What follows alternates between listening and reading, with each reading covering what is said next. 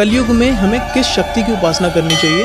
कलयुग में जो माँ वैष्णो की पूजा करेगा, जो माँ वैष्णो का ध्यान करेगा, माँ की भक्ति करेगा, सच्चे मन से करेगा, उस पे माँ वैष्णो के साथ साथ भक्ति या तंत्र? जो भैरव थे वो तंत्र के कितने बड़े उपासक थे, सब तंत्र विद्या जानते थे वो, लेकिन अंत किसका हुआ? भक्ति में जो आपके ईष्ट हैं वो आपकी उंगली पकड़ते हैं, और तंत्र में आप अपने जो तंत्र कर रहा है वो अपने ईष्ट की उंगली पकड़ता है। भक्ति में आप बुराइयों से, नेगेटिव शक्तियों से दूर रहते हो, तंत्र में आप उनका भी सहारा लेते हो, तंत्र में आप मैली शक्तियों की भी पूजा करते हो। बहुत से लोग जिन्न की पूजा करते हैं, भूत प्रेत की पूजा करते हैं, साधना करते हैं जी। माँ वैष्णो देवी दरबार, जब भी मैं गुफा में प्रवेश करता हूँ ना, मेरे दिमाग से सब कुछ हट जाता। अब कभी आप नेक्स्ट जाना तो आपको वहाँ क्या मिलेगा, आप ध्यान से देखना। वहाँ पे आपको आपकी लाइफ में ऐसा क्या हुआ जो इतनी यंग एज के अंदर आप भक्ति की तरफ चल पड़े?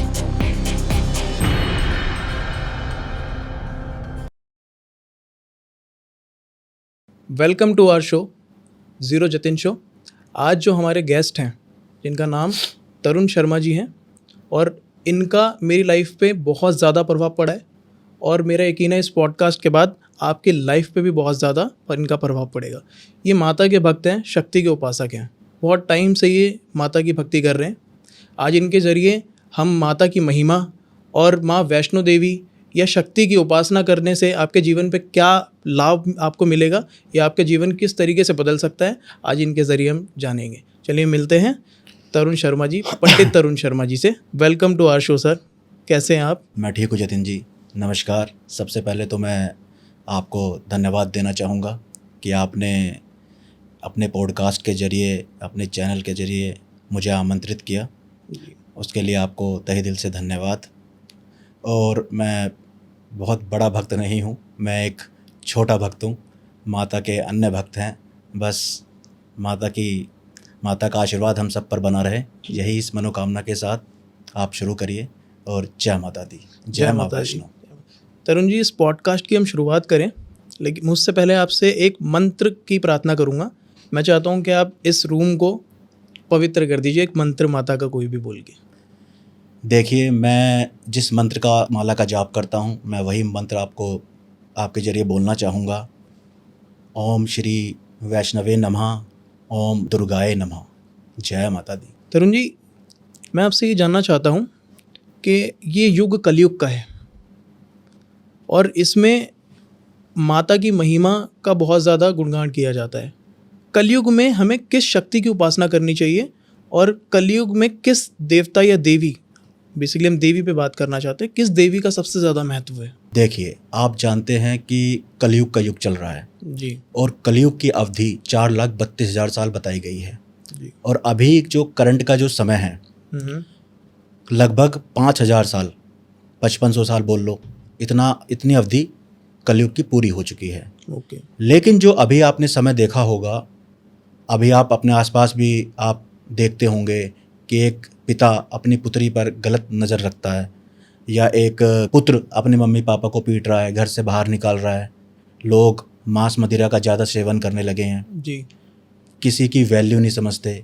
जी। जिसके पास धन है उसी को सब कुछ मानते हैं, उसी को ज़्यादा वैल्यू देते हैं। तो ये तो अभी कलयुग का पहला चरण है, ठीक है ना। कलयुग के 4 चरण हैं जो 1 लाख वर्ष के होंगे जी। पहले चरण में मतलब इंसान की जो एज होगी 100 साल की होगी, दूसरे में 50, तीसरे में 25, चौथे में आप 10 या 12 साल तक की अवधि बता सकते हैं। जी। कहा यह भी जाता है कि 10 साल या 15 साल की एज में एक लड़की माँ तक बन जाएगी, चौथे चरण की बात अगर मैं बताऊं तो अभी तो जो समय चल रहा है जी। अभी तो फिर भी ठीक है, लेकिन जो आने वाला समय है वो इतना भयंकर है, इतना विकट है कि आने वाला समय और आपका इंस्टाग्राम देखने से नहीं कटेगा। ये संकट इंस्टाग्राम देखने से नहीं कटेंगे, या रील्स देखने से नहीं कटेंगे, या फेसबुक देखने से नहीं कटेंगे। ये किससे कटेंगे? पूजा करने से, भक्ति करने से। आपने जो क्वेश्चन करा ना कि कलयुग में किसकी भक्ति करनी चाहिए जी। ये आपने इतना बड़ा क्वेश्चन किया है लोगों को। मतलब देखो, हम एक दूसरे को ज़्यादा इन्फ्लुएंस होकर पूजा भक्ति करने लगते हैं। किसी ने किसी को कुछ बताया, हम उसकी पूजा करने लग गए। लेकिन सही मायने में हमें किसकी पूजा करनी चाहिए? कलयुग के समय में कलयुग की अधिष्ठात्री देवी कौन है? माँ वैष्णो, जो माँ काली, माँ महाकाली, माँ महालक्ष्मी, माँ सरस्वती का स्वरूप है, उनका अंश हैं, उनकी पुत्री हैं। ओके। ठीक है। अब मैं आपको बताता हूँ, आपने वैष्णो चालीसा पढ़ी है? जी, ऐसा मुझे सौभाग्य अभी तक प्राप्त नहीं हुआ है। तो मैं आपको बता देता हूँ, उसकी कुछ पंक्तियाँ आपको सुनाता हूँ। जी। गरुड़ वाहिनी वैष्णो, ये मैं नहीं बोल रहा, ये उनकी चालीसा बोल रही है। आप जब चालीसा पढ़ोगे तो आपको पता चलेगा कि माँ वैष्णो कितनी बड़ी शक्ति है। गरुड़ वाहिनी वैष्णवी, त्रिकुटा पर्वत धाम, काली लक्ष्मी सरस्वती, शक्ति तुम्हें प्रणाम। नमो नमो वैष्णो वरदानी, कली काल में शुभ कल्याणी। मणि पर्वत पर ज्योति तुम्हारी, पिंडी रूप में हो अवतारी। देवी देवता अंश दियो हैं, रत्ना करगर जन्म लियो है। करी तपस्या राम को पाऊं, त्रेता की शक्ति कहलाओ। कहा राम, भगवान राम ने कहा था, कहा राम मणि पर्वत जाओ, कलयुग की देवी कहलाओ। विष्णु रूप से कल्की बनकर, लूंगा शक्ति रूप बदलकर। तब तक त्रिकुटा घाटी जाओ, गुफा अंधेरी जाकर पाओ। काली लक्ष्मी सरस्वती माँ, करेगी पोषण पार्वती माँ। ब्रह्मा विष्णु शंकर द्वारे, हनुमत बहरो प्रहरी प्यारे। रिद्धि सिद्धि चवर डुलावें, कलयुग वासी पूजत आवें। भगवान श्री राम ने कहा है कि आप कलयुग की देवी कहलाओगी। अब उनके वचन झूठे तो हो नहीं सकते। नहीं। उन्होंने खुद कहा है, कलयुग में जो माँ वैष्णो की पूजा करेगा, जो माँ वैष्णो का ध्यान करेगा, माँ की भक्ति करेगा, सच्चे मन से करेगा, उस पर माँ वैष्णो के साथ साथ माँ काली, माँ लक्ष्मी, माँ सरस्वती तीनों की कृपा होगी। और उनके साथ साथ भगवान हनुमान जी तो उनके पहले चलते हैं।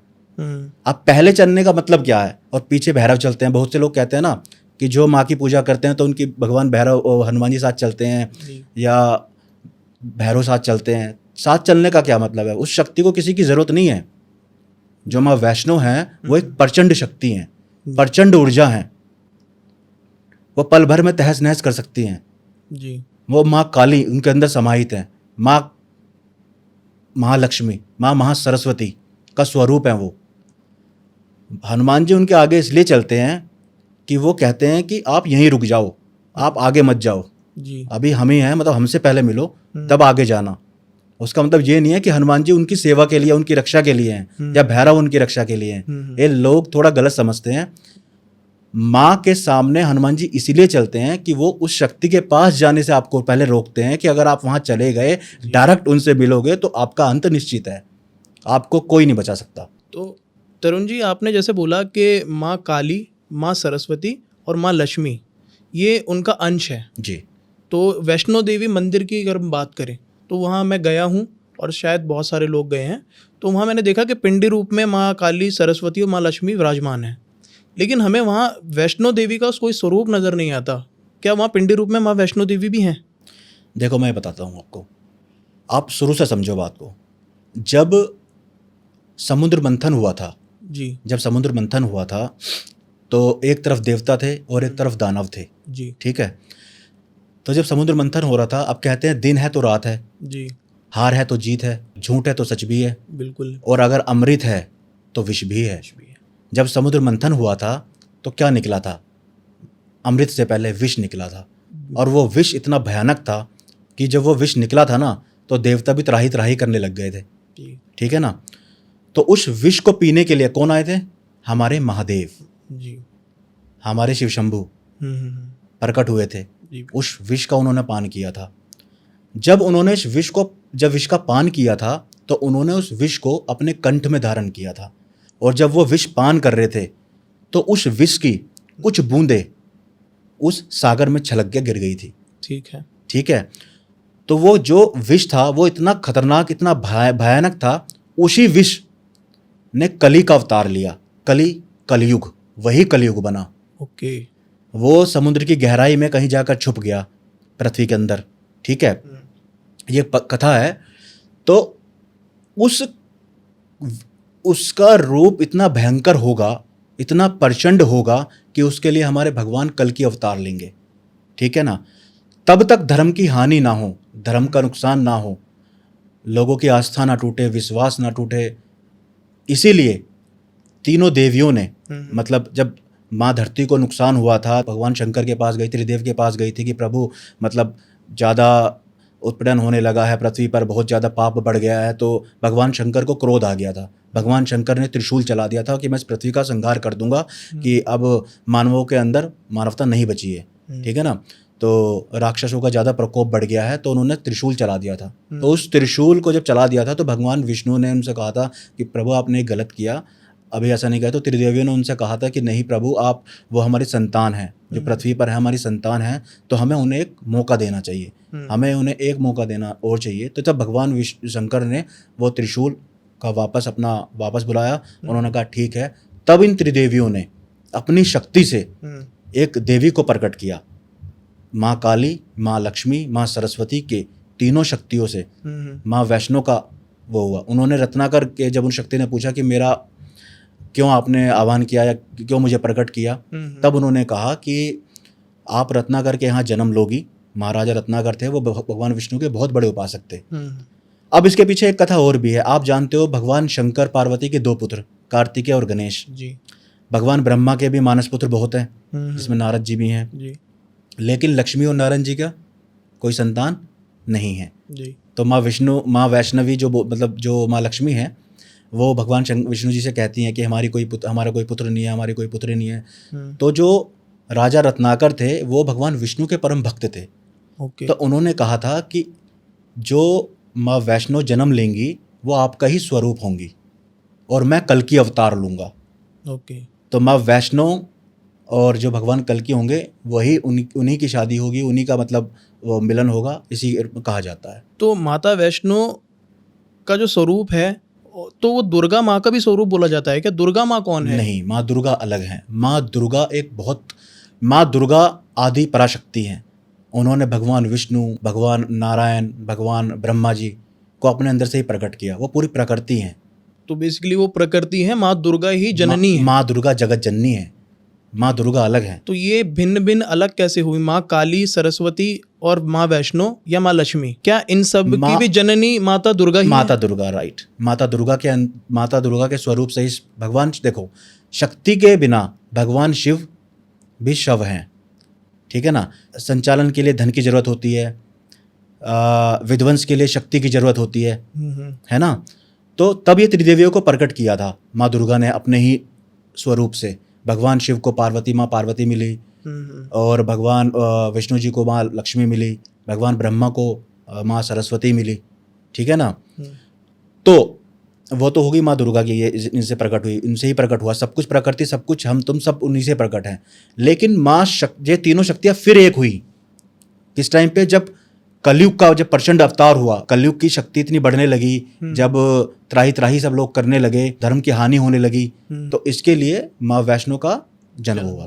तो कलयुग की देवी, अधिष्ठात्री देवी जो है वो माँ वैष्णो है।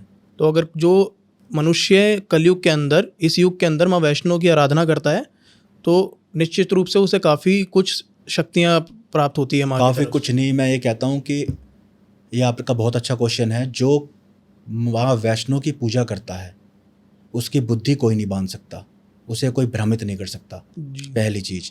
दूसरी चीज़, उसकी ज़िंदगी में इतना धन आता है कि वो मिट्टी में भी अगर हाथ डालता है ना तो मिट्टी भी सोना बन जाती है।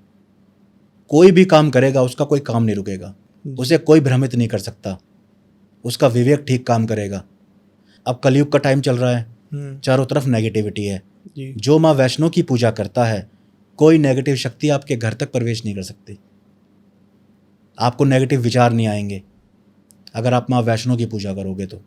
अगर आप माँ वैष्णो के परम भक्त हो, उपासक हो, माँ को मानते हो दिल से, ऐसा नहीं होना चाहिए कि आप आज खाटू श्याम देखा तो खाटू श्याम जी की, आजकल क्या चल रहा है देखो, आजकल किसी ने बताया कि खाटू श्याम जी का ज़्यादा नाम है तो खाटू श्याम जी की पूजा कर ली जी। आज हनुमान जी का बताया तो हनुमान जी की पूजा कर ली जी। भगवान शिव का बताया तो भगवान शिव की पूजा कर ली जी, है ना। हाँ, यही हम लोग बहुत ज़्यादा भ्रमित है इस चीज़ को लेके, क्योंकि मैंने देखा जो चीज़ ट्रेंड में आती है ना लोग उसके पीछे चल देते हैं। हालांकि गलत नहीं है, भगवान को पूजना हमेशा से अच्छी बात रहती है। ईस्ट हमेशा एक ही होता है। आप ये समझो कि हमारे पिता एक हैं, हमारी माता एक है, ठीक है ना। अगर हम किसी और को दूसरे से इन्फ्लुएंस होके या किसी और को दूसरे को देख के कर रहे हैं तो ये गलत कर रहे हैं ना हम। आपका भाव किस में है?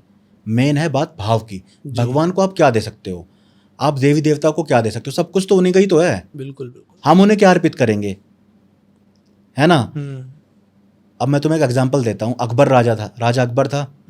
राजा अकबर बहुत बड़ा राजा था, आप जानते हैं, आपने देखा सुना भी होगा।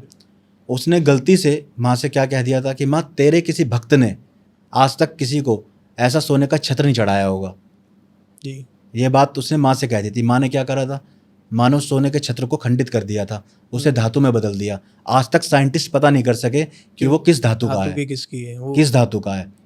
बिल्कुल। अहंकार में आ गया था ना वो, उसका राज्य ही खत्म कर दिया था, हो गया था ना उसका नाम खत्म।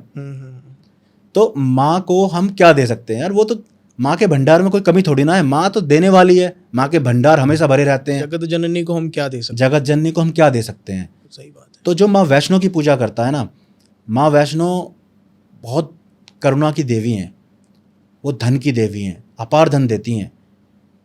अब मैं आपको कुछ ऐसे किस्से बता देता हूँ अपने, 2-3, आप कहो तो मैं आपको, जो इससे आपकी ऑडियंस जो है, जो लोग हम जो देख रहे हैं। मैं इसी क्वेश्चन पे एक्चुअली आने वाला हूँ, लेकिन आप उससे पहले बोले मैं आपसे ही पूछ लेता हूँ। हाँ, मैं ये जानना चाहता हूँ, हमारी ऑडियंस को भी आप बताइए कि आपकी लाइफ में ऐसा क्या हुआ जो इतनी यंग एज के अंदर आप भक्ति की तरफ चल पड़े, और भक्ति से आपका जीवन किस तरीके से बदला, और आपका जीवन भक्ति से पहले कैसा था, मैं ये आपसे जानना चाहता हूँ। मेरी एज होगी लगभग 36-37 साल की, ठीक है। मैं माँ की पूजा कर रहा हूँ, माँ की भक्ति कर रहा हूँ कम से कम 17-18 साल से जी। सो जब से एक इंसान जब अपना होश संभालता है, लगभग स्टार्ट में पढ़ता है, लिखता है, स्कूल जाता है, कॉलेज जाता है, उसके बाद जब वो नौकरी, मतलब थोड़ी सी मेरी घर की स्थिति या परिस्थिति थोड़ी ठीक नहीं थी। हमारा पहले बिजनेस होता था, हमारे गाड़ियाँ चलती थी, तो मुझे आज भी दिन वो याद है जब मेरे पापा की तीनों जेब पैसों से भरी रहती थी जी। मैंने वो भी दिन देखे हैं, ठीक है। तो उस टाइम पे मेरे पापा का एक्सीडेंट हुआ, मेरे पापा के पैर के ऊपर को गाड़ी उतर गई थी, ठीक है। तो मेरे पापा कम से कम 2.5-3 साल बेड पर रहे थे, बेड रेस्ट पे रहे। धीरे धीरे 2.5-3 साल तक बाद में ठीक हुए, फिर ऐसे चलने, स्थिति थोड़ा कंट्रोल में आने लगी। उसके बाद मेरे पापा को पैरालाइज हो गए, मेरे पापा, उनका आधा हिस्सा डेड हो गया था मेरे फादर का। फिर भी माँ का कितनी कृपा रही कि पापा फिर 2.5-3 साल तक उनका परहेज चला। मेरे पापा, मुझे आज भी याद है, भरी गर्मी में कंबल ओढ़ के सोते थे, भरी गर्मी में, जून जुलाई में। तो उस टाइम मेरे पर थोड़ी जिम्मेदारी आ गई, धन की थोड़ी कमी होने लगी, धन का अभाव बहुत होने लगा। तो जब मैं एक जागरण में गया हुआ था, पड़ोस में ही था, तो वहाँ गुरुजी बैठे हुए थे, तो मैं ऐसे ही उनसे पूछने लगा कि गुरुजी थोड़ा धन की कमी है, तो ऐसा मुझे क्या करना चाहिए। तो उन्होंने मुझसे कहा आप माँ लक्ष्मी की पूजा करो, बस उन्होंने मुझसे इतना कहा और मैंने उसी को गांठ बांध लिया। तो मैं माँ के व्रत मैंने स्टार्ट कर दिए, माँ लक्ष्मी जी के मैंने व्रत स्टार्ट कर दिए। माँ की मैंने किताब खरीद ली, पूजा, वो पूजन के जो कथा थी वो पढ़ने लगा। अब होता क्या है, मेरी ज़िंदगी कहाँ से बदलनी शुरू हुई मैं आपको बता देता हूँ। मैं जिस कंपनी में जॉब करता था, मेरा शुक्रवार का व्रत था। मैं उसमें एक टेंडर एग्जीक्यूटिव के नाम पे, मतलब टेंडर एग्जीक्यूटिव के तौर पे काम करता था, टेंडर बनाता था, गवर्नमेंट टेंडर्स फिलअप करते थे। वो कंपनी थी रोड और हाईवे के, जो सड़कें बनाती थी, ब्रिज बनाती थी, फ्लाईओवर्स बनाती थी। शुक्रवार का ही दिन था, तो शुक्रवार के दिन मेरा व्रत था। मैं ऑफिस में बैठ के काम कर रहा था, तो रात के लगभग 8 बज गए जी, 8 साढ़े 8 बज गए थे। मैं ऑफिस का काम कर रहा था। मैंने टेंडर्स जो कल ड्यू थे 2 बजे, वो कम से कम 30-35 करोड़ की उनकी वैल्यू थी जी। तो मैंने वो 90% बना के रेडी कर दिया, अपना काम रेडी कर दिया था मैंने अपने सर से कहा, बॉस से, जैसे सर मेरा आज फास्ट है, फ्राइडे का है, तो मुझे पूजा करनी है, मुझे व्रत खोलना है, तो मैं जल्दी मुझे निकलना पड़ेगा, मैं सुबह जल्दी आ जाऊँगा। तो मैं घर चला गया, मैंने घर पे माँ की पूजा करी, व्रत खोला, कथा पढ़ी, माँ का जो भी होता है, जो कुछ करना होता है वो करा, भोग लगाया, सब कुछ किया। उसके बाद मैं सो गया। तो मौसम ख़राब हो, उस रात मौसम ख़राब हो रहा था बहुत ज़्यादा, बहुत तेज़ आंधी, बहुत तेज़ तूफान, बहुत तेज़ बारिश आई जी। तो आपको पता होगा, आज तो इंटरनेट की सुविधा बहुत अच्छी है, लेकिन पहले के टाइम पे कनेक्टर लगते थे, खंभे लगते थे जिन पे नेट कनेक्टर लगते थे, तो वो सब टूट गए, ठीक है ना। वो टावर टूट गया, वायर टूट गई। तो जब मैं सुबह 7 बजे ऑफिस पहुंचा, मैं जल्दी पहुंच गया था सुबह, तो मैंने नेट कनेक्ट करने की बहुत कोशिश की, पर कनेक्ट नहीं। मुझे क्या पता वायर टूटा हुआ है, पीछे से वायर टूटी हुई है, वो खंभा गिरा हुआ है। तो जब मैंने ट्राई बहुत कर लिया और मुझसे नहीं हो पाया, तब मैंने सर को इन्फॉर्म किया। तो सर भी ऑफिस में आ गए 9 साढ़े 9 बजे, 9:30 बजे, 10 बजे आ गए। टेंडर 2 बजे ड्यू थे, अब उन्होंने फ़ोन वोन करे, पर लेकिन वायरिंग बहुत पीछे से टूटी हुई थी, मतलब टाइम लगेगा उस चीज़ को। तो फिर सर ने मुझसे कहा ये तो तुम्हारी लापरवाही से हुआ है, तुमने जानबूझ के ऐसा करा है, तुमने ये करा है, लेकिन उसमें मेरा हाथ कोई नहीं था, ठीक है ना। तो मैंने रिज़ाइन दे दिया वहाँ कंपनी से। उन्होंने कहा तुम अपना रिज़ाइन दे दो, ये तुम्हारी मिस्टेक है, तुमसे ऐसा कुछ हुआ। तो मैंने वहाँ रिज़ाइन दे दिया। अब मैं घर आ गया। घर आके मेरी वाइफ ने मुझसे पूछा कि क्या हुआ, कि मैंने कहा कुछ नहीं हुआ ऐसा, बस थोड़ा बहुत ऑफिस में नोक-झोंक हुई है। तो लेकिन कहते हैं ना भाई, माँ को, वाइफ को पता चल ही जाता है कि क्या प्रॉब्लम है। तो फिर मैंने बताया कि ऐसे ऐसे बात हो गई है, तो कोई इशू नहीं है। उसके बाद मुझे एक MNC कंपनी से ऑफ़र आया जी। मुझे MNC का, वो कंपनी वर्ल्ड की टॉप 5 कंपनियों में से एक थी, ठीक है। और मुझे आज भी याद है उस कंपनी की डेट ऑफ ज्वाइनिंग 28 मार्च 2014 का वो दिन था, और उस दिन का फ्राइडे था, शुक्रवार। तो वहाँ से ट्रिपल पैकेज पे मुझे सैलरी का ऑफ़र किया गया। मैंने वो कंपनी ज्वाइन कर ली। मैंने उनसे कहा, उस कंपनी में सैटरडे संडे ऑफ होता है। मैंने उनसे कहा कि सर मैं मंडे से ज्वाइन कर लेता हूँ। उन्होंने कहा नहीं तरुण, तुम्हें फ्राइडे से ही ज्वाइन करना है, शुक्रवार से ही ज्वाइन करना है, क्योंकि शुक्रवार का दिन माँ लक्ष्मी का दिन होता है, माँ वैभव लक्ष्मी का। तो वो उन्हीं की कृपा थी। तब मेरा उस कंपनी में ज्वाइनिंग हो गया। तो तब तक भी मुझे पता नहीं था कि ठीक है, मैंने इंटरव्यू दिया, सिलेक्शन हो गया मेरा, मैं काम कर रहा हूँ अपना। मैं माँ के व्रत ऐसे ही करता रहा, माँ की पूजा करता रहा, सच्चे मन से करता था, मेरा भाव अच्छा था, माँ में मैं पूजा करता रहा।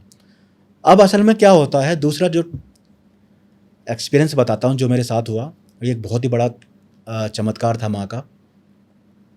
तो मेरी जो वाइफ है वो 4 सिस्टर हैं, ठीक है ना, उनके कोई भाई नहीं है। तो मेरी वाइफ के जब 4 सिस्टर, मेरी वाइफ जो 4 सिस्टर हैं उनके कोई भाई नहीं था।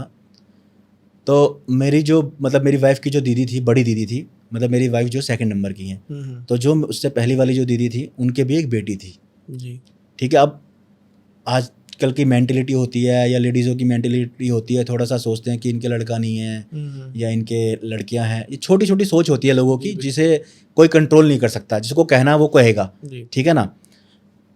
तो मेरी वाइफ बहुत रोती थी। वो मतलब थोड़ा सा कहती थी कि हमें मतलब बच्चा होगा तो कभी लड़की ना हो जाए, मेरी मम्मी को थोड़ा सुनने को मिलेगा या ऐसा। तो मैंने कहता था अरे नहीं, और मैं माँ की पूजा करता था, मुझे लड़की बहुत पसंद थी। मैं माँ से विनती करता था कि माँ तुम मेरे घर में आप आओ। मैं माँ से बोलता, हमारे घर में लड़की नहीं थी। ये मैं रिलेट कर पा रहा हूँ, क्योंकि मैं भी यही सोचता हूँ। मेरे घर में, हमारे दूर दूर तक हमारे घर में लड़की नहीं थी। हम भी 2 भाई हैं, मेरे चाचा जी के लड़के हैं, वो भी दोनों भाई हैं, मेरी ताऊ जी हैं, वो भी 2 भाई हैं। तो हमारे घर में लड़की नहीं थी। तो मैं माँ की पूजा करता था, तो वो बहुत रोती थी। मतलब वो कहते ना, हताश हो जाता है एक इंसान। तो मैं उससे कहता था कि चल ठीक है, कोई बात नहीं, मैं माँ से कहूँगा। तो मैं ऐसी पूजा में बैठा था, तो पूजा में बैठे बैठे मैंने माँ से कहा कि माँ ऐसे ऐसे है बात है, तो देख लेना आप, जो भी आपको लगे, मतलब लड़का देना हो। आप विश्वास नहीं करोगे, दिवाली के दिन लड़का हुआ मुझे। दिवाली के दिन, बहुत बड़ा दिन होता है, माँ का ही दिन होता है।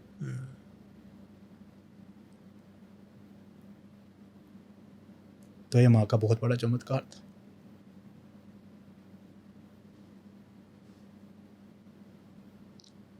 तो ये मैं रिलेट कर पा रहा हूँ, और आपकी आंखें भर आई हैं। हाँ। जिसके जीवन में चमत्कार होते हैं वो चीज़ें ये वही समझ सकता है, वही व्यक्ति इसे महसूस कर सकता है। तो आगे बढ़ते हैं। तरुण जी, आपने ना व्रत की बात की, माता वैष्णो, माँ लक्ष्मी जी के आपने व्रत किए, उसके बाद आपको ये सारी सफलताएं प्राप्त हुई, हाँ, है ना। तो व्रत का महत्व किसी के जीवन में क्या होता है? क्या व्रत करने से उसे वो सारी चीज़ें मिल जाती हैं जो वो सोच रहा है, या जो वो चाहता है अपने जीवन के अंदर? क्योंकि एक एग्जाम्पल मैं भी आपको देना चाहूँगा। जी बिल्कुल। जैसे आपने अपना एग्जाम्पल बताया ना, मेरी एक बार जॉब चली गई थी, मुझे भी जॉब नहीं मिल रही थी, और मैं बहुत ज़्यादा हताश हो गया, घर में बैठ गया। ठीक है। 3 महीने हो गए, 3 महीने से कोई जॉब का नामो निशान नहीं था। हाँ। अब मुझे मेरी मम्मी भी बोल रही है कि बेटा तू जॉब कर, और लोगों के नज़रिए भी मेरे को लेके चेंज हो रहे थे। आप यकीन मानिए, मैंने अपने आप ही प्रण लिया कि मैं काली माँ के व्रत रखूँगा, हर शनिवार माँ काली के व्रत रखूँगा मैं।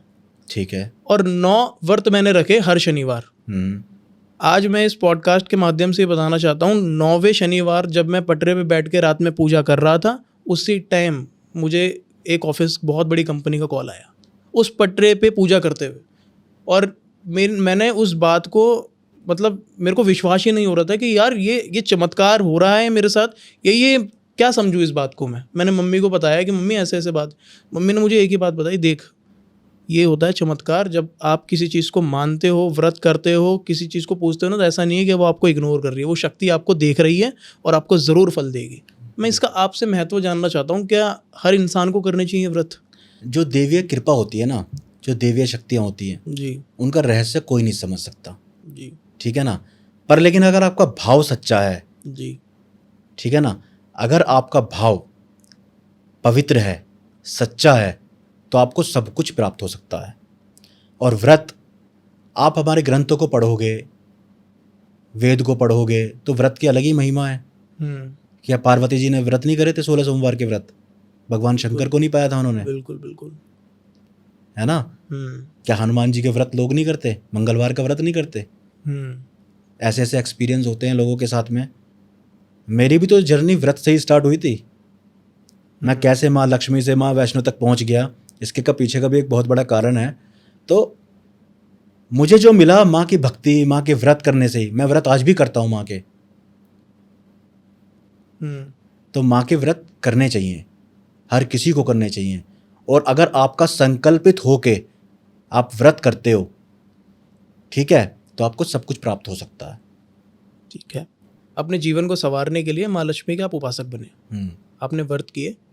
अब आप मुझे ये बताइए कि माँ यहाँ से लेकर माँ वैष्णो तक का कैसे सफ़र रहा, और आप वहाँ तक कैसे शिफ्ट हुए कि मुझे माँ वैष्णो देवी की अब आराधना करनी है या पूजा करनी है? जब मैं माँ लक्ष्मी की पूजा करता था तो मेरा धीरे धीरे भाव बढ़ने लगा माँ के प्रति। जी। जब माँ ने मुझे MNC कंपनी में नौकरी दे दी, जी। मुझे लड़का भी दे दिया माँ ने, तो मैंने माँ का जागरण बोला था कि माँ मैं तेरा जागरण करवाऊंगा। जी। ठीक है। तो मतलब ऐसा नहीं था कि मैं जागरण भूल गया था माँ का, मैं जागरण नहीं भूला था कि माँ, मैं बस ये था कि हाँ माँ जागरण कराऊंगा, माँ कराऊंगा जागरण। अब कहते हैं ना, बेटे की खुशी होती है या थोड़ा सा धन आने लगता है या थोड़ा सा वो होने लगता है तो आदमी थोड़ा सा व्यस्त हो जाता है, एंगेज हो जाता है, और थोड़ा सा मन ये नहीं था, डेली पूजा करता माँ की। और कभी ऐसा भी नहीं, जब देखो जब माँ परीक्षा लेती है ना तो आपको कभी नहीं बताएगी सामने से आके कि बेटा ये करना है वो करना है, ये तू भूल गया। कभी मुझे माँ ने ऐसे नहीं जताया, सब कुछ दे रही है माँ मुझे। मैं माँ से जो मांगता मतलब मुझे मिलता, मुझे कोई दिक्कत नहीं थी किसी भी चीज़ की। तो मैंने माँ का जागरण बोला हुआ था। तो क्या हुआ, धीरे धीरे जो मेरा बेटा था उसकी तबीयत खराब होने लगी। तो मैंने हर डॉक्टर को दिखाया, मोदीनगर के हर डॉक्टर को दिखाया, गाजियाबाद दिखाया, दिल्ली दिखाया, मेरठ तक दिखाया, उसे आराम नहीं लग रहा, उसे आराम नहीं लगता। दवाई दिलाता, थोड़े दिन आराम लगता, 2 दिन 4 दिन, फिर आराम नहीं लगता, फिर दिखाता, फिर आराम, मतलब कुछ दिन आराम लगता, फिर नहीं लगता। तो मैं परेशान हो गया थोड़ा जी। तो मैं ऐसी एक गुरु हैं, मैं उनके पास पहुंचा जी। तो जब उन्होंने मुझे बताया कि बेटा तूने जागरण बोला हुआ है माँ का, वो सामने आ रहा है मेरे, जो मेरे गुरु हैं उन्होंने मुझे बताया कि, मैंने कहा हाँ गुरुजी मैंने जागरण तो बोला हुआ है, तूने कराया नहीं जागरण। मैंने कहा गुरुजी मुझे ध्यान है कि माँ का कराऊंगा, थोड़ी सी व्यवस्था नहीं बन रही थी ऐसा, तो कि कराऊंगा, अच्छा जागरण कराऊंगा माँ का। तो उन्होंने कहा नहीं ऐसा नहीं होना चाहिए, जब तुम्हें माँ ने जो दे दिया। और वो मैं आगे के लिए ऑडियंस को भी बताना चाहता हूँ मैं इसी ये चीज़ को, कि अगर आप माँ को कोई चीज़ बोलते हो या तो बोलो मत, ठीक है ना, या अगर बोलते हो तो उस चीज़ को पूरा करो जल्दी से जल्दी। जी। बहुत से लोगों के साथ ये गलतियाँ होती हैं कि लोग बोल देते हैं लेकिन वो चीज़ चढ़ाते नहीं है, करते प्रसाद बोल देते हैं। बहुत से लोग बातों बातों में बोल देते हैं कि माँ तेरे व्रत करूँगा, माँ तेरा प्रसाद चढ़ाऊँगा, फिर चढ़ाते, फिर वो परेशान होते हैं इन चीज़ों से लेके, चक्कर काटते रहते हैं वो, ठीक है ना, वो चीज़ें रिपोर्ट में नहीं आती हैं। तो ये हकीकत है। तो जैसे उन्होंने जागरण बताया मुझे, तो मैंने कहा ठीक है। मैंने माँ का नारियल जो है एक उठा के एक नारियल एक चुन्नी माँ के मैं दरबार में गया, माँ से क्षमा प्रार्थना करी, माँ से क्षमा मांगा कि माँ मैं तेरा 6 महीने में जागरण कराऊंगा। तो ठीक है, जब मैंने जागरण बोल दिया, 6 महीने का माँ से समय ले लिया, बेटे की तबीयत ठीक हो गई, ठीक है ना, अपने आप ऑटोमेटिकली उसे आराम लग गया। तो मैंने अब जागरण की डेट पास आने लगी। अब आप सच बता रहा हूँ, मैं मंच पे बैठा हूँ आपके सामने, तो स्थिति ऐसे बनी कि उससे पहले मैंने प्रॉपर्टी ली थी, पैसा सारा फंसा हुआ था, पैसा एक पास में नहीं मेरे जागरण कराने के लिए, सच बता रहा हूँ मैं आपको। अब मैंने सब बुक कर दिया, मैंने लखा जी को बुक कर दिया, जैसे एक दीपक लखा जी हैं, जी जी बहुत अच्छे सिंगर हैं, तो मैंने उन्हें बुक कर दिया। और 2-3 और भी थे सिंगर, उन्हें बुक कर दिया।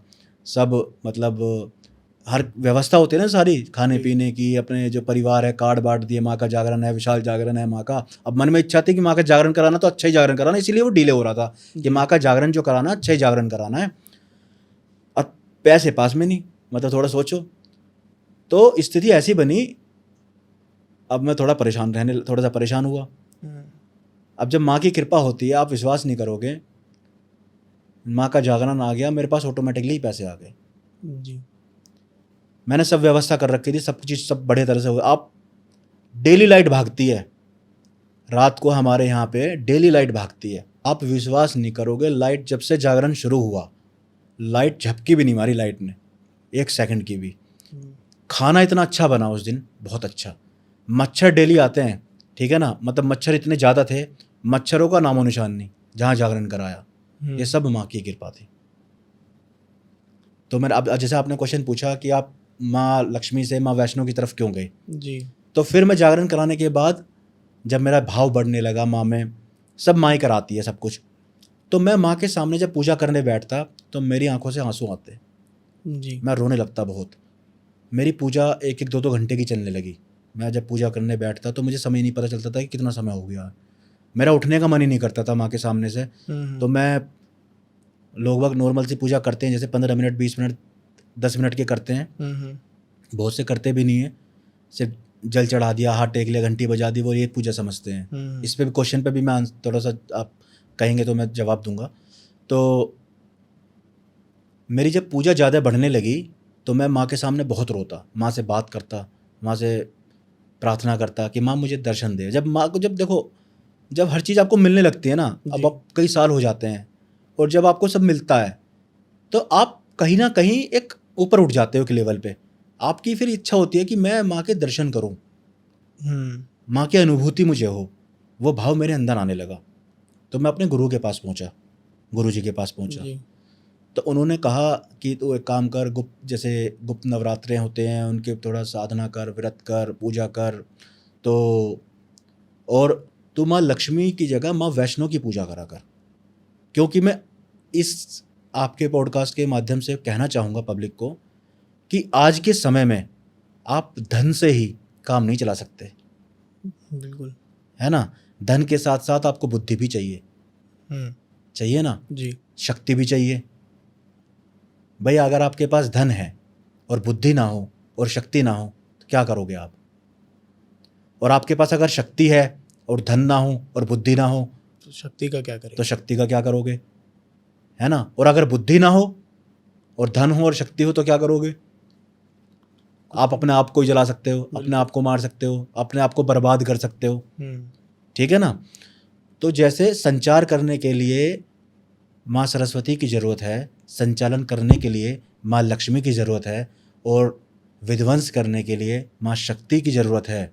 उसी लिए जब मेरे गुरु ने मुझसे कहा कि धन से ही काम नहीं चलेगा बेटा, ठीक है ना, बुद्धि भी चाहिए और शक्ति भी चाहिए, तो माँ वैष्णो की शरण में जाओ, माँ वैष्णो की पूजा करो। तो मुझे बात समझ में आई। तो फिर मैंने माँ वैष्णो को अपने घर में स्थान दिया। और माँ, मैंने जैसे आपसे पहले कहा था कि माँ वैष्णो माँ लक्ष्मी का ही स्वरूप है, माँ वैष्णवी हैं वो, ठीक है ना। तो मैंने कि माँ लक्ष्मी तो है ही है साथ में जी। तो उनके साथ साथ माँ त्रिदेवियों की पूजा हो जाएगी, उनकी कृपा प्राप्त होगी। इससे बढ़कर और क्या हो सकता है? आज की डेट में इतना समय किसी के पास नहीं है कि माँ काली की पूजा करे, फिर माँ लक्ष्मी की पूजा करे, या माँ सरस्वती की पूजा करे, अलग अलग पूजा करे। तो सबसे अच्छा साधन है माँ वैष्णो की पूजा करो। माँ वैष्णो की पूजा करोगे तो आपको सब कुछ मिलेगा। आपकी बुद्धि भी ठीक काम करेगी, आपको बुद्धि को कोई बांध नहीं सकता, आपके नेगेटिव शक्तियाँ आप पे हावी नहीं होंगी। क्या तंत्रों का भी नहीं होता असर किसी भी चीज़ का? देखो, तंत्र का असर होता है, ठीक है ना। अगर मैं ये कहूँ कि मेरे पर तंत्र असर नहीं करेगा, करेगा, ऐसा नहीं है। लेकिन मेरा ईष्ट कितना मजबूत है, जिस ईष्ट की मैं पूजा करता हूँ, और मेरा गुरु, अगर ये दोनों मेरे साथ हैं, मेरी शक्ति मेरे साथ है, तो मेरा कोई तंत्र कुछ नहीं बिगाड़ सकता, क्योंकि मेरे ईष्ट की मेरी शक्ति मेरे पास है ना जी। मेरे गुरु मेरे साथ हैं, तो गुरु मजबूत होना चाहिए। आज के समय में जो अपने ईष्ट की पूजा करेगा, जो अपने कुलदेवी कुलदेवता की पूजा करेगा, अपने पितरों को पूजेगा, वो उसका कोई कुछ नहीं बिगाड़ सकता। तंत्र से एक चीज़ निकल के मेरे दिमाग में आ रही है। मैं आपसे ये पूछना चाहता हूँ कि लोग आज की डेट के अंदर, आज के टाइम के अंदर, आज के युग में थोड़े से भटक गए हैं। बहुत सारे लोग हैं ना, तंत्र की तरफ ज़्यादा आकर्षण की तरफ, उसकी तरफ बढ़ रहे हैं। तो मैं ये जानना चाहता हूँ कि भक्ति या तंत्र, क्या उनको करना चाहिए अपने जीवनचर्या को चलाने के लिए? क्या तंत्र उनका जीवन बदल सकता है या उसके नेगेटिव इम्पैक्ट भी हैं, और भक्ति से वो अपना जीवन को पॉजिटिविटी की तरफ ज़्यादा तेज़ी से ले जा सकते हैं?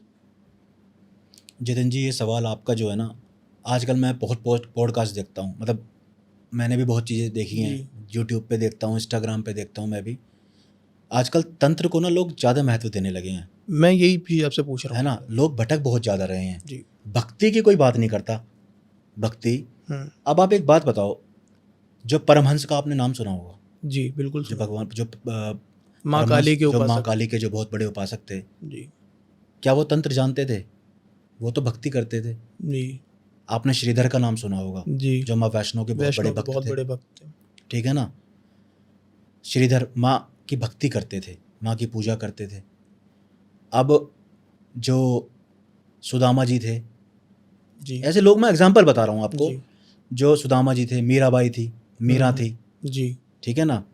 तो आपने उनका भी नाम सुना होगा, ध्यानु भगत का, बिल्कुल सुना है। ठीक है ना। जी ध्यानु भगत का भी, वो क्या करते थे? वो माँ की भक्ति करते थे, माँ से प्रेम करते थे, वो तंत्र में नहीं थे। जब आपके पास भक्ति की शक्ति होती है ना, अब आप भैरव देखो, भैरव किसके शिष्य थे? गुरु गोरखनाथ के। और गुरु गोरखनाथ तंत्र के कितने बड़े महा ज्ञानी थे। जी। सारा तंत्र उन्होंने लिखा, शाबर मंत्र सब कुछ उन्होंने दिया। क्या वो अपने शिष्य को बचा नहीं सकते थे? जो भैरव था और जो श्रीधर था, ठीक है ना, जो भैरव थे वो तंत्र के कितने बड़े उपासक थे, सब तंत्र विद्या जानते थे वो, लेकिन अंत किसका हुआ? ये आपने बहुत बड़ी बात कह दी है, यहीं से डिफरेंस पता लग गया है ना। अंत किसका हुआ? अंत भैरव का हुआ ना। जी। और श्रीधर को क्या मिला? माँ वैष्णो, माँ वैष्णो जी के दर्शन, माँ वैष्णो जी के दर्शन। आज भी लोग उन्हें जानते हैं, पीढ़ी दर पीढ़ी, पीढ़ी आज दर तक पीढ़ी उन्हीं की सेवा उन्हीं कर की रहे सेवा कर रहे हैं, हैं। जहाँ माँ का भंडारा 24 घंटे चलता है। जी। तो बहुत बड़ी शक्ति है भक्ति में। भक्ति में क्या डिफरेंस है? भक्ति और तंत्र में क्या डिफरेंस है? भक्ति में ना, ईश्वर जो आपके ईष्ट हैं वो आपकी उंगली पकड़ते हैं। भक्ति में जो आपके ईष्ट हैं वो आपकी उंगली पकड़ते हैं, और तंत्र में आप अपने ईष्ट, जो तंत्र कर रहा है वो अपने ईष्ट की उंगली पकड़ता है। ये डिफरेंस है। भगवान भक्ति में जब हम भक्ति करते हैं, प्रेम करते हैं, भाव रखते हैं अपने ईष्ट में, तो हमारे ईष्ट हमारे पास आते हैं। तंत्र में हम उनके पास जाते हैं, ठीक है ना। और आप सोचो, जब आपके ईष्ट आपकी उंगली पकड़ते हैं तो वो छोड़ देंगे क्या? नहीं, हैं? नहीं छोड़ सकते ना। नहीं छोड़ सकते। तो अपने आप को इस काबिल बनाओ ना कि हमारे ईष्ट हमारी उंगली पकड़ें। भक्ति की शक्ति अलग ही है, आपका कोई कुछ नहीं बिगाड़ सकता। तो बेसिकली भक्ति के हर तरीके से पॉजिटिव इम्पैक्ट है, पॉजिटिव इम्पैक्ट है, और तंत्र के नुकसान है। तंत्र के नुकसान है। देखो, तंत्र में भक्ति एक इष्ट के प्रति होती है।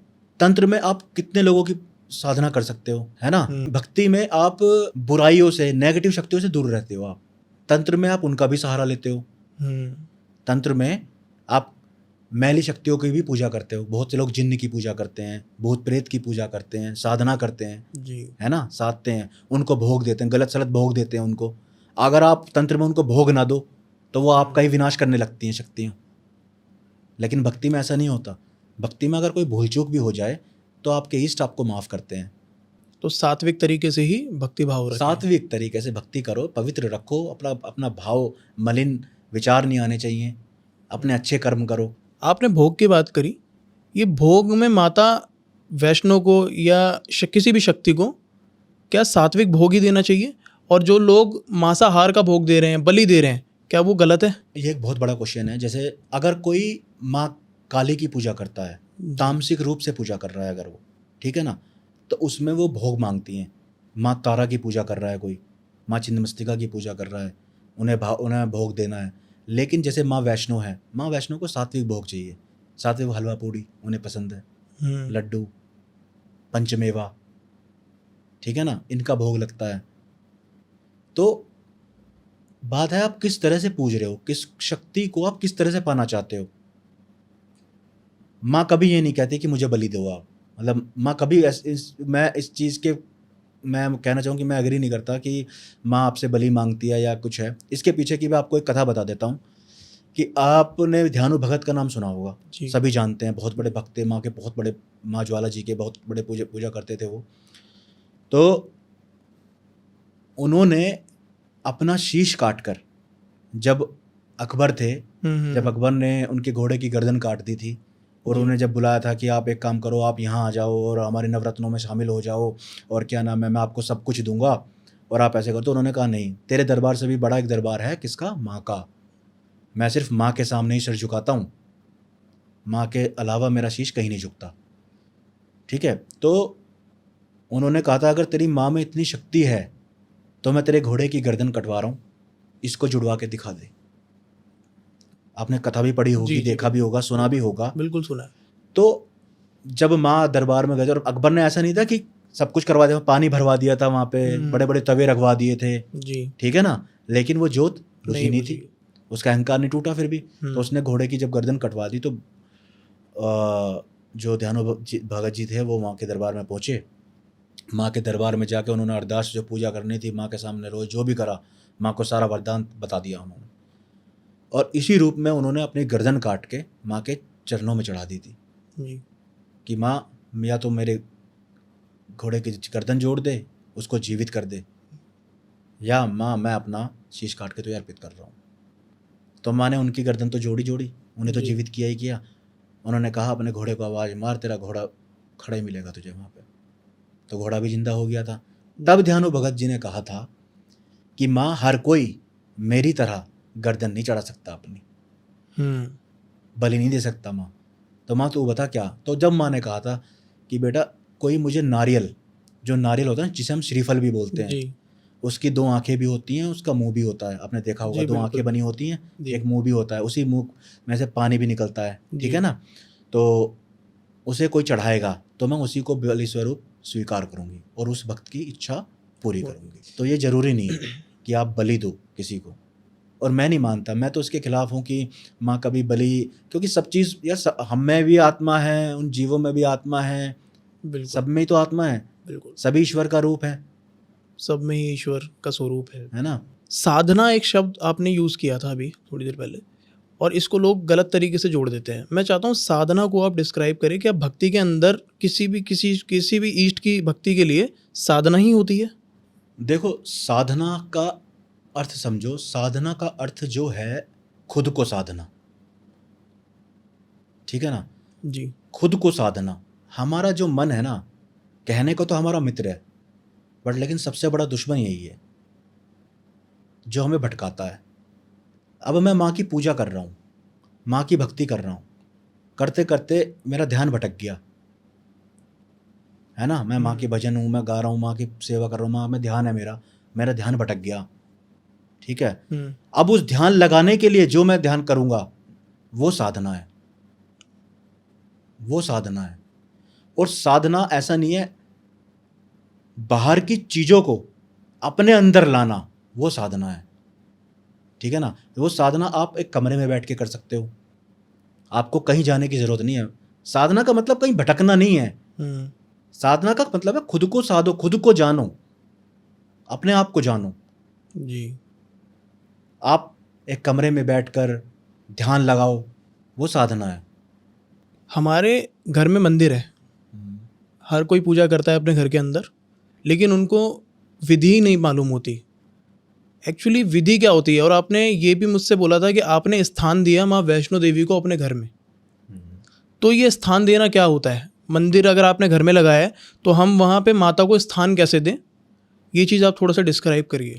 देखो ये क्वेश्चन आपका बहुत बहुत महत्वपूर्ण क्वेश्चन है जो आपने पूछा कि पूजा क्या है, मतलब पूजा कैसे कर सकते।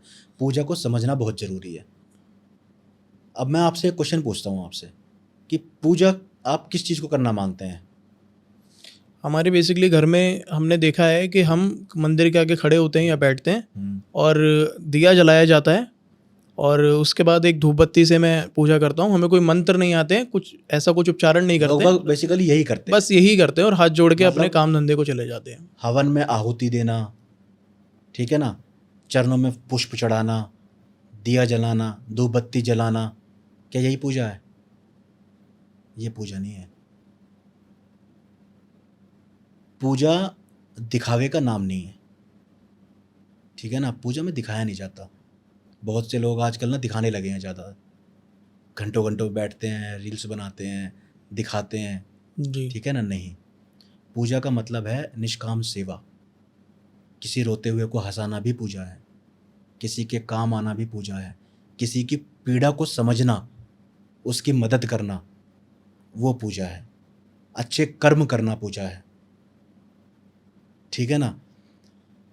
ये तो सब एक विधि है जो हम करते हैं। जी और भक्ति में ना, सच बताऊं तो कोई विधि नहीं होती। ईश्वर से, अपने ईष्ट से जो प्रेम करता है और उस प्रेम से जो विश्वास उत्पन्न होता है, वो भक्ति है। आपने धूप बत्ती जला दी, आपने दीपक जला दिया, ठीक है ना, ये एक सब विधि है, इनको तो करो। ये तो पूजा का कहने का तो एक पार्ट है एक। जी इससे क्या होता है कि हमें लगता है कि हम स्थान में बैठ गए हैं, ठीक हो गया है सब कुछ, अब करते हैं पूजा। इस तरह से एक विधि है छोटी सी। लेकिन पूजा और भक्ति, तो आप अगर जहाँ पवित्रता हो, आपके मन में प्रेम हो अपने इष्ट के प्रति, उनको समय देना, उनको याद करना, अपने आप को समर्पण कर देना, अपना समर्पण कर देना, ठीक है ना, वो पूजा है। पति और पत्नी जी कोई भी कर सकता है, उनका अपना है, तुम्हारा अपना है। आप करोगे अपने लिए करोगे, दोनों करोगे तो और भी अच्छा है। अब रही स्थान देने की बात, स्थान देने का मतलब ये है कि जब हम जिस ईष्ट को मानते हैं तो हम चाहते हैं कि उनका निवास हमारे घर में हो, जी ठीक है ना, उनका निवास हमारे घर में हो। तो उनकी पूजा, उनकी अर्चना, किस रूप, उनके रूप, उनकी आकृति, जैसे हम कहते हैं ना, अगर किसी चीज़ को मानो तो पत्थर में भी आपको भगवान नजर आने लगेंगे। जी वो पत्थर भी काम करेगा आपके लिए, जी अगर आपकी भक्ति में शक्ति है तो, है ना। तो जो उनकी एक प्रतिमा है, अपने घर में लाओ, ठीक है ना, उनके सामने डेली एक दीपक जलाओ, ठीक है ना, धूप बत्ती दिखाओ, उनके मंत्रों का जाप करो, उनकी। अब देखो, इसमें बहुत से लॉजिक ये हैं, जब मंत्रों पे बात आती है ना, तो मैं देखता हूँ आजकल ना, मंत्रों पे लोग बहुत ज़्यादा कंफ्यूज हो जाते हैं कि मंत्रों का जाप करें या ना करें। करें तो किस मंत्र का जाप करें, है ना। जी गुरु का होना जरूरी है कि नहीं है। हम किसी मंत्र का जाप कर सकते हैं तो गुरु हो या ना हो, इसके लिए एक बहुत बड़ा मतलब गैप है। तो जो हमारे सात्विक मंत्र हैं, जैसे कि ओम दुर्गाय नमः या ओम दुम दुर्गाय नमः, आप इस मंत्र का जाप कर सकते हो। ओम श्री वैष्णवे नमः, इस मंत्र का आप जाप कर सकते हो, ठीक है ना। जी इनसे कोई परेशानी नहीं है, ठीक है ना। आप आराम से करिए, कोई समस्या, कोई चीज़ की दिक्कत नहीं है। और लेकिन मैं ये कहूँगा, अगर आप मंत्रों का जाप नहीं करना चाहते तो आप सिर्फ चालीसा का पाठ करिए। दुर्गा चालीसा, दुर्गा चालीसा, वैष्णो चालीसा। आप क्या सोचते हो सिर्फ हनुमान चालीसा में शक्ति है? मोस्टली सारे लोग वही करते हैं, सब वही करते हैं। हमें बचपन से जय हनुमान ज्ञान गुण सागर, हम सब कुछ सीखते हैं। हमें डर लग रहा हमें है, डर लगता है, हम हनुमान जी चालीसा का पढ़ लेते हैं, पढ़ने लग जाते हैं। हनुमान जी मेरे भी इष्ट हैं, मैं भी उनकी पूजा करता हूँ, ऐसा नहीं है, वो मेरे भी इष्ट हैं। शिव चालीसा में उतनी ही शक्ति है जितनी हनुमान चालीसा में है। दुर्गा चालीसा में भी उतनी ही शक्ति है जितनी हनुमान चालीसा में है।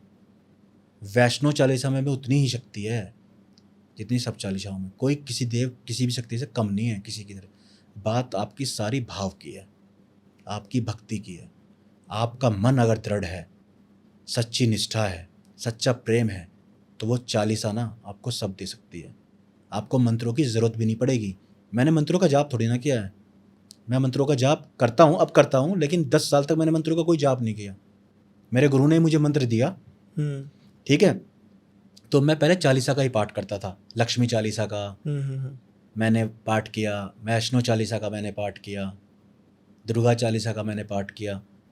ऐसा नहीं, हनुमान चालीसा का मैंने पाठ किया जी। तो मैं करता हूँ। ऐसा चालीसा का पाठ करो ना आप, पर लेकिन नियम से करो। पहले अपने आप को संकल्पित करो कि मैं 41 दिन।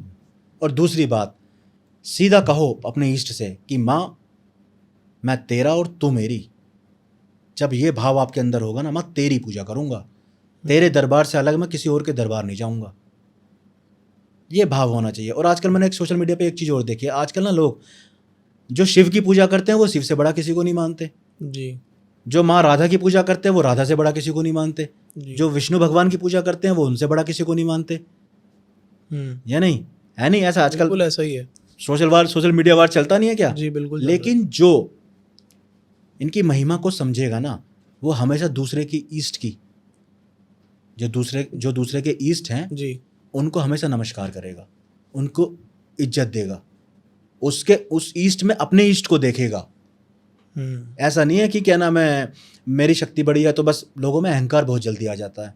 लोग सोचते हैं मेरी दुर्गा शक्ति से तो कोई बड़ी शक्ति नहीं है, या मेरी हनुमान जी से बड़ा तो कोई बड़ा ही देव नहीं है, या शिव शंकर से बड़ा कोई नहीं है। ऐसा नहीं है, सभी देव बराबर हैं, सभी देवियाँ बराबर हैं। आप दूसरे को सम्मान दो, अपने ईस्ट को दूसरे के ईस्ट में देखो, सभी यहाँ बराबर हैं। यहाँ कोई वो नहीं चल रहा कि यहाँ दौड़ चल रही है कि भाई ये है वो है, या मेरा वाला बड़ा है, मेरा वाला बड़ा है या मेरा ये छोटा है, ये नहीं, ये गलत है। अच्छा, इस चीज़ में मैंने एक चीज़ देखी है कि जब हम वैष्णो देवी की बात करते हैं तो वैष्णो देवी से रिलेटेड एक वैष्णव धर्म का नाम आता है। वैष्णव धर्म को फॉलो करने वाले एक प्रेमानंद जी भी हैं। क्या वो कैसे रिलेट करते हैं वैष्णव धर्म से, या उनके जैसे और साधु या और भी ज़्यादा जो पूजा पाठ कर रहे हैं, भक्ति कर रहे हैं, वो वैष्णव धर्म को कैसे फॉलो करते हैं? इसमें क्या भिन्न है? देखो, अगर आप प्रेमानंद जी को देखोगे, जहाँ तक मैंने उन्हें समझा, वो सबसे पहले शिव शक्ति के उपासक थे जी। वो उनकी पूजा करते थे, ठीक है ना। हाँ, वो शिव को बहुत मानते थे जी। उनकी पूजा करते थे, उनके थ्रू वो वृंदावन आए। क्या चमत्कार उनके साथ हुआ ये तो मैं नहीं कह सकता क्या हुआ, लेकिन जैसा मैंने उन्हें सुना है कि उनके थ्रू ही उनकी ईष्ट की इच्छा होती है, जो भी है जिनसे जोड़ना है। आज वो राधा रानी के बहुत बड़े उपासक हैं जी। है ना। स्वयं ऐसा लगता है जैसे साक्षात नारायण बोल रहे हों उनके मुंह से, जी। ठीक है ना। मेरे भी गुरु हैं, मतलब मैं भी उनकी इज्जत करता हूँ, बहुत बड़े महंत हैं, संत हैं। धन्य है हम लोग जो उनकी बातें हमें सुनने को मिल रही हैं, फॉलो कर रहे हैं, लोग उनको देख के चेंज हो रहे हैं। बिल्कुल। प्रेमानंद महाराज जी को कि जैसे तपस्वी मैंने सच में आज तक नहीं देखा। वो जिस बात को कहते हैं ना, ऐसा लगता है जैसे साक्षात प्रभु नारायण बोल रहे हैं उनके मुंह से, हर बात उनकी सच लगती है। तो मतलब वो सनातन धर्म को प्रमोट करते हैं, सनातनी जी, ठीक है ना। और हमारे सनातन में वैष्णव धर्म का बहुत बड़ा महत्व है, ठीक है ना, सात्विक रहना जी। पर। लेकिन कलयुग का प्रभाव है ना, तो लोग इसलिए भटक रहे हैं, बात ये है सारी। वरना पहले सात्विक ही थे सब, कहाँ नॉनवेज चलता था इतना। अब देखो घरों में बनने लगा नॉनवेज। तो यही चीज़ मैंने इसलिए पूछा क्योंकि जब हम माता वैष्णो की बात करते हैं तो हम वहाँ पे हमने कहानी भी सुनी है कि माता ने वैष्णव धर्म का बहुत ज़्यादा प्रचार किया। क्यों? क्योंकि आप देखो ना, भैरव ने क्या मांगा था? मांस मदिरा मांगा था। जब मांस मदिरा मांगी, माँ ने क्या, यहाँ नहीं मिलेगा मांस मदिरा, यहाँ तो हलवा पूड़ी मिलेंगी, खानी है तो खाओ। तो माँ को पंचमेवा का भोग लगता है, ठीक है, हलवा पूड़ी का भोग लगता है, जायफल चढ़ा सकते हो आप, पान चढ़ा सकते हो, अर्पित कर सकते हो। भाव से तो इंसान को आता है जो घर में बने भोग, ठीक है ना। तो वो सात्विक भोजन, सात्विक भोग वो अर्पित किया जाता है माँ को, और वैष्णव धर्म में यही चलता है। ठीक है। माँ वैष्णो देवी दरबार बहुत बड़ा नाम है। लोग वहाँ पे जाते हैं तो एक अलग एनर्जी उनको फील होती है। मैं बहुत बार गया हूँ और मैं जब भी गया हूँ कुछ मांगने के नज़रिए से जाता हूँ। हाँ। और जब भी मैं गुफा में प्रवेश करता हूँ ना, मेरे दिमाग से सब कुछ हट जाता है। मैं ऐसा खो जाता हूँ कि जैसे मैं अभी जन्मा हूँ और ये पिंडी है माँ लक्ष्मी सरस्वती, और उसमें ही देख के, और जब मैं बाहर निकलता हूँ तो मुझे अफसोस होता है यार मैं मांगने गया था लेकिन मैं मांग नहीं पाया। तो माँ वैष्णो देवी में ऐसा क्या, दरबार में ऐसा क्या चमत्कार है जो लोग इतना खो जाते हैं वहाँ जाके? अब आप जब वैष्णो देवी गए होगे तो आपने पिंडियाँ देखी होंगी जी। इससे अलग कुछ और देखा? कुछ नहीं, इससे अलग कुछ नहीं देखा, कुछ नहीं देख पाता। देखो, जो माँ वैष्णो हैं उनकी पिंडियों के पीछे कितनी ऊंचाई पे उनका मंदिर है। माँ वैष्णो का कितनी ऊंचाई पे मंदिर है, पर माँ वैष्णो की पिंडियों के पीछे गंगा बहती है, ठीक है ना। जी कहते हैं जो वो गर्भ गुफा है, उस गुफा से जो आदमी निकल के जाता है ना, उसे कभी गर्भ में आने की जरूरत नहीं पड़ती। जो गर्भजून गुफा जिसे गर्भजून जो बोला गुफा जाता है, बोलते हैं, 9 महीने जो जिसमें 9 माँ महीने रही। माँ रही थी, हाँ, जो एक बार निकल गया उसके बाद वो नहीं जा 9 सकता। महीने उसे फिर मतलब धरती पे आने की जरूरत नहीं पड़ती, ये कहा जाता है, ये मान्यता है। और अगर आपता भी है तो उसे वो कष्ट नहीं होता। हम्म, बहुत बड़ी बड़ी मान्यता है। जी जब आप जाओगे माँ वैष्णो के दरबार में, आप कभी आप नेक्स्ट जाना, तो आपको वहाँ क्या मिलेगा, आप ध्यान से देखना। वहाँ पे आपको गणेश जी भी दिखेंगे, वहाँ पे आपको शेषनाग के निशान भी मिलेंगे, जी ठीक है ना। वहाँ भगवान शंकर भी विराजमान है, भगवान विष्णु जी भी हैं वहाँ पे, ठीक है, हनुमान जी भी हैं वहाँ पे। जो शिला है, ऊपर जो तीनों पिंडियाँ हैं ना, आप नीचे देखोगे ना तो वो एक ही शिला है। जी ऊपर आके वो उसने 3 पिंडियों का रूप धारण किया हुआ है, एक ही शक्ति है वो। ऊपर आके वो 3 है। पहली पिंडी माँ काली, जो तमोगुण को रिप्रेजेंट करती हैं। जी दूसरी पिंडी महालक्ष्मी, जो रजोगुण को रिप्रेजेंट करती हैं। तीसरी पिंडी माँ सरस्वती, जो सतोगुण को रिप्रेजेंट करती हैं।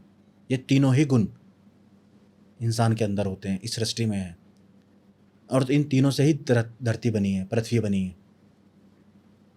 आप वहाँ जाओगे, जो भी माँ वैष्णो की पूजा करता है ना, जो माँ वैष्णो की सेवा करता है, पूजा करता है, भक्ति करता है, उसके साथ सभी देवी देवताओं की शक्ति उसे प्राप्त होती है। सभी देवी देवताओं की, भगवान शंकर की, ब्रह्मा की, विष्णु की, ठीक है, भगवान जो नारायण है हमारे, भगवान हनुमान जी उनके आगे चलते हैं, भैरव पीछे चलते हैं। माँ शेर पे सवारी करती है, जी जो जंगलों का राजा है शेर, जी उस पर सवारी करती है माँ, अष्टभुजा है माँ की, ठीक है ना। माँ काली, जो प्रचंड शक्ति हैं, जिनके क्रोध की कोई सीमा नहीं है, उनका अंश है वो माँ वैष्णो। तरुण जी, वैसे तो ये पॉडकास्ट ख़त्म करने का मेरा मन नहीं कर रहा है। मैं चाहता हूँ आपसे बहुत सारी बातें हों, तो मैं ये भी चाहूँगा कि हम जल्द से जल्द मिलें जी, और एक और एपिसोड आपके साथ करें। आप मेरे शो पे आए, बहुत बहुत धन्यवाद। मैंने आपसे माँ की महिमा, माँ की शक्तियाँ, उनके बारे में जो भी वर्णन सुना, मेरा दिल इतना प्रसन्न हो गया, और मेरे ख्याल से ऑडियंस का भी आज बहुत हो गया होगा, और उनको भी माँ की महिमा जानने का एक मौका मिला। तो हम माध्यम बने माँ की शक्तियों को बताने का, लोगों तक पहुँचाने का। तो बहुत बहुत शुक्रिया हमारे शो पे आने का। और मैं लास्ट में आपसे ये चाहूँगा कि आपने स्टार्टिंग एक मंत्र से की थी, तो एंड भी किसी एक मंत्र से कीजिए। ये आपने सही कहा कि हम एक माध्यम बने, और ये सब माँ की ही कृपा है, माँ भगवती की कृपा है जो मैं बोल पा रहा हूँ, वरना मैं बोलने लायक कहाँ हूँ। ये सब जी। माँ की ही कृपा है, माँ का ही आशीर्वाद है, सब कुछ उन्हीं का दिया हुआ है। लेकिन मैं जाते जाते आपको एक चीज़ बताना चाहूँगा। मंत्र रहने दो, आप एक चीज़ आपको बताता हूँ। जी बताइए। आप, जो आपकी ऑडियंस सुन रही है, इस माध्यम से मैं एक बात कहना चाहूँगा कि आप माँ वैष्णो के नाम की अखंड ज्योत जी अपने घर में जगाना शुरू करो। जो माँ की 41 ज्योत अपने घर में लगातार जला देता है ना, तो माँ वैष्णो वहाँ स्थान ले लेती है। वहाँ कोई भी नेगेटिव शक्ति, मैं इसलिए बता रहा हूँ क्योंकि कलयुग का टाइम चल रहा है, लोग बहुत दुखी हैं, ठीक है ना। तो बहुत अच्छा होगा आपके चैनल के थ्रू लोगों के माध्यम ये बात जाएगी और लोग सुनेंगे। जो माँ की अखंड ज्योत अपने घर में जलाता है, जगाता है माँ की, वहाँ कोई भी नेगेटिव शक्ति कभी नहीं रख सकती। वो आपके घर को कवर कर लेती है, वो आपको कवर कर लेती है। जी वहाँ कोई नेगेटिव शक्ति नहीं रुकती, कोई बीमारी नहीं आती, धन की कभी कमी नहीं होगी आपके जीवन में। अखंड ज्योत की सेवा होती है। जी वो सेवा करने के लिए वीडियो थोड़ी लंबी हो जाएगी आपकी, पर समय हमारे पास बहुत कम है। जी अपने आप को पवित्र रखना है, सच्चे मन से माँ की ज्योत की सेवा करनी है। और एक माँ हमेशा पर्दे में रहती है, ये बात हमेशा ध्यान रखना। अखंड ज्योत को हमेशा पर्दे में रखा जाता है, और पर्दे में ही माँ को भोग लगाया जाता है। कोई माँ, कभी आपने देखा नहीं होगा कि रास्ते पे बैठ के खाना खा ले। कभी खाती है? आपने देखा है माँ को रास्ते पे? एक पुरुष तो खाना खा लेगा, लेकिन एक माँ कभी खाना नहीं खाती। माँ हमेशा पर्दे में भोजन करती है। माँ को जब भी भोग लगाना, माँ को जब भी भोग लगाओ, तो माँ को हमेशा उस प्लेट पे, उस खाने पे हमेशा कपड़ा ढका होना चाहिए। और अगर आपका विश्वास पक्का है और मन सच्चा है, तो वह टुकड़ा भी खाया हुआ मिलता है उसमें। तो मैं यही कहना चाहूँगा कि सब आपके माध्यम के, आपके चैनल के माध्यम से घर में अखंड ज्योत जलाएं। माँ का दिन मंगलवार का होता है, शुक्रवार का भी होता है।